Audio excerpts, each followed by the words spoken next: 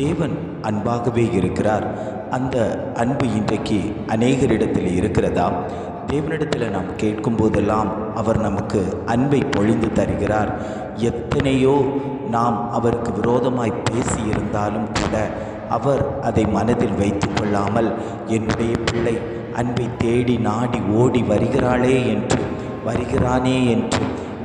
தன்னை நோக்கி வருகிற தன்னுடைய பிள்ளைகளுக்கு அன்பை கொடுத்து நம்மை பாதுகாத்து நடத்துகிற தகப்பன், நம்மை நித்திய ஜீவனுக்கு ஏதுவாக நடத்தி கொண்டு இரக்கத்தை நமக்கு தரக்கூடிய நல்ல தகப்பன் இந்த காலை பொழுதில் நம்மோடு கூட பேசிக்கொண்டிருக்கிறார்.